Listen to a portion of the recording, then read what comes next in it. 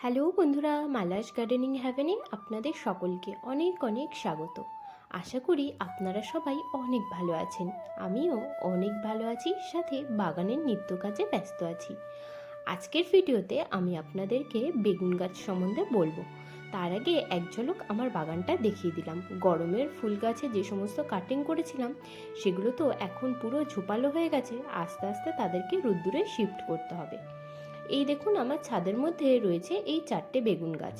কিছুদিন আগে এই গাছগুলোর আপডেট আপনাদেরকে দিয়েছিলাম। তখন গাছগুলো একদম রোগগ্রস্ত ছিল, কিন্তু এখন দেখুন আস্তে আস্তে হৃষ্টপুষ্ট হয়ে উঠছে। আর এই বড় গাছটার মধ্যে প্রচুর পরিমাণে ফুল এসেছে। বেগুন গাছে যখন ফুল চলে আসে তখন কিছু বিশেষ খাদ্য খাবারের গাছের প্রয়োজন হয়। সে খাদ্য খাবারগুলো যদি আপনারা দিতে পারেন তাহলে গাছের কিন্তু একটাও ফুল ঝরে যাবে না, আর ফলের সাইজও বড় হবে।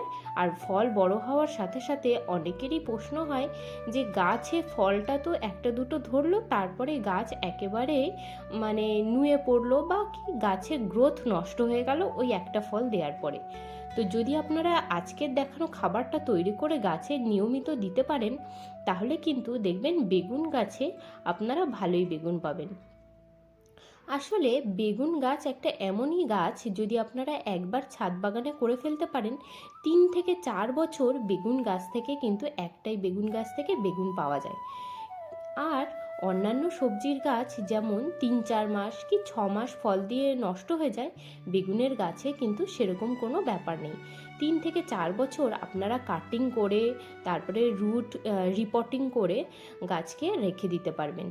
আমার এই দুটো গাছে একটু পোকার আক্রমণ হয়েছিল, তো আমি যেহেতু সম্পূর্ণ অর্গ্যানিক উপায়ে গাছ করি সেহেতু 2 দিন নিম তেল স্প্রে করবার পর পোকাগুলো তো নেই, কিন্তু পাতাগুলো ফুটো ফুটো হয়ে আছে। কিন্তু এই গাছগুলোতেও ফুল আসা শুরু করে দিয়েছে। আর ফুল আসা শুরু করলেই যে কথাটা বললাম, একটি বিশেষ খাদ্য গাছে দিতে হয়। তো খাবার দেওয়ার আগে আমি যেটা করেছি, প্রায় 3 দিন হয়ে গেল আমি এই গাছগুলোতে কিন্তু জল দিই না। যখনই গাছে খাবার প্রয়োগ করবেন বা সার প্রয়োগ করবেন তার আগে, খুবই জরুরি বিষয় এটা, তার আগের 2-3 দিন জল দেবেন না গাছে, যাতে গাছ নুয়ে না পড়ে, অথচ মাটিটা যাতে মোটের উপরে শুকিয়ে আসে। আমিও তাই করেছি দেখুন। আর এখন আমি কি করব, নিচের দিকে দেখুন এখন কিন্তু একদমই রোদ্দুর পাচ্ছে না, তাই নিচের দিকে যদি ছোট কোনো ডাল বার হয় বা একটু শুকনো হলুদ পাতা, একটু পুরনো পাতা, সে সমস্তকে ছেটে দেব। গাছের পাতাই কিন্তু গাছের জন্য খাদ্য তৈরি করে, আর সেই খাদ্যই থেকেই গাছ ফল তৈরি করে, ফুল তৈরি করে, কাণ্ডের গ্রোথ হয়। কিন্তু একটু পাতা যখন পুরনো হয়ে যায়, গাছ নিজেই নিজের এনার্জি খরচ করে সেই পাতাগুলোকে হলুদ করে নষ্ট করে ফেলে দেয়। এটা গাছের একটা ন্যাচারাল সিস্টেম। কিন্তু যদি আমরা একটু গাছের পাতাগুলো বয়স হয়ে গেলে যদি তুলে ফেলে দিতে পারি তাহলে কিন্তু গাছেরই উপকার হয়। আর গাছের নিচের দিকে এই যে ছোট ছোট ব্রাঞ্চ বার হয়, এই ব্রাঞ্চগুলোকে কিন্তু কখনোই রাখতে নেই, কারণ এই ব্রাঞ্চগুলো গাছের গ্রোথ নষ্ট করে, গাছের এনার্জি নষ্ট করে। এই ব্রাঞ্চেও ফল আসে, কিন্তু যে পরিমাণে এনার্জি গাছ নষ্ট করে এই ব্রাঞ্চগুলোকে গ্রো করবার পিছনে, তার থেকে ভালো এই ব্রাঞ্চগুলোকে কেটে ফেলুন। আর তাতে আরও একটি সুবিধা হচ্ছে, গাছের শিকড় বা মাটির যে জায়গাটা, সেই জায়গাটা একটুখানি আলো হাওয়া বাতাস যদি চলাচল করে তাহলে কিন্তু গাছের পক্ষে খুবই ভালো হয়। আমরা সবাই জানি যে মাটির মধ্যে প্রচুর পরিমাণে অণুজীব থাকে, বেশ কিছু ভালো অণুজীব আবার বেশ কিছু খারাপ অণুজীব। যে সমস্ত ভালো অণুজীবরা রয়েছে যারা মাটির হেলথকে উন্নত করতে সাহায্য করে, তাদেরও কিন্তু অক্সিজেনের প্রয়োজন হয়।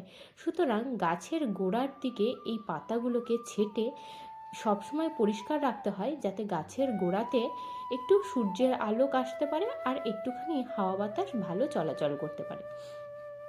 তো এই ধরনের নিচে যদি কোনো ছোট কাণ্ড বার হয় তো সেটাকে কেটে ফেলবেন, তাহলে দেখবেন গাছের গ্রোথ খুব ভালো হচ্ছে।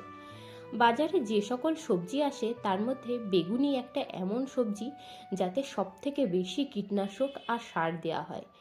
আর একই কথা আপনাদেরকেও আমি বলে রাখছি, অন্যান্য গাছ যেভাবে করা হয় বেগুন গাছের কিন্তু পরিচর্যা একটু আলাদা। এই গাছটা একটু সেনসিটিভ, এই গাছে একটু বেশি পরিমাণে খাবার প্রয়োজন হয় অন্যান্য গাছের তুলনায়।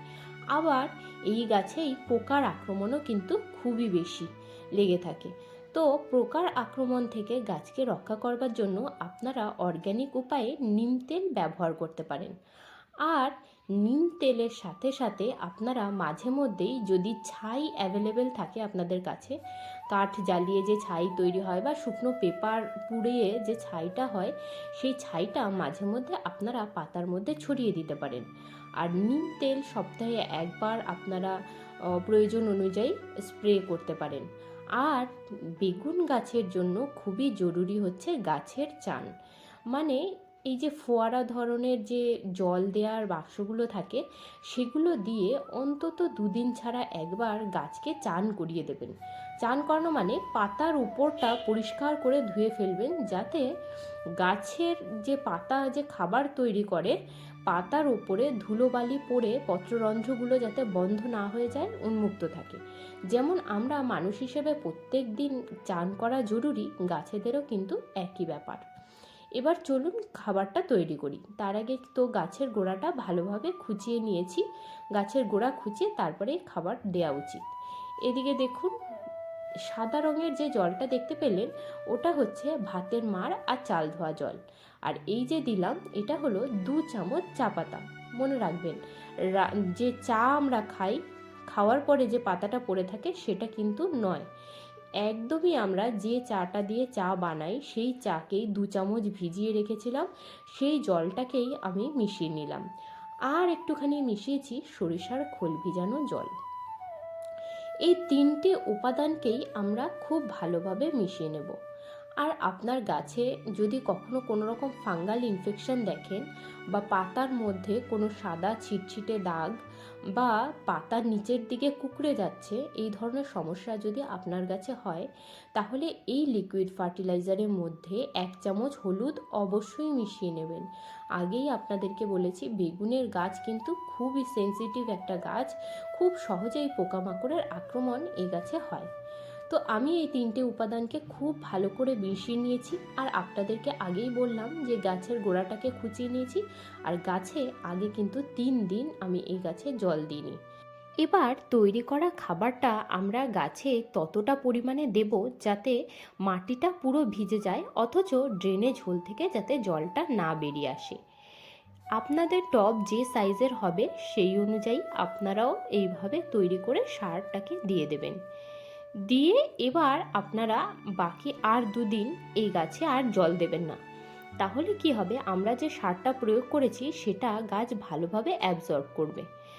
2 থেকে 3 দিন পরে গাছগুলোকে ভালো করে চান করিয়ে দেবেন, আর গোড়াতে আবার ভালোভাবে জল দেবেন। ব্যাস, এইভাবেই যদি আপনারা প্রত্যেক সপ্তাহে তৈরি করা সার গাছে দিতে পারেন, তাহলে দেখবেন বেগুন গাছে খুবই সুন্দর ফলন হবে। আজকের মতন এইটুকুই বন্ধুরা, দেখা হচ্ছে আবার পরের ভিডিওতে। আপনারা সবাই ভালো থাকবেন, সুস্থ থাকবেন। আর ভিডিওটি যদি একটুও ভালো লাগে তবে চ্যানেলটিকে সাবস্ক্রাইব করে আমার পাশে থাকবেন।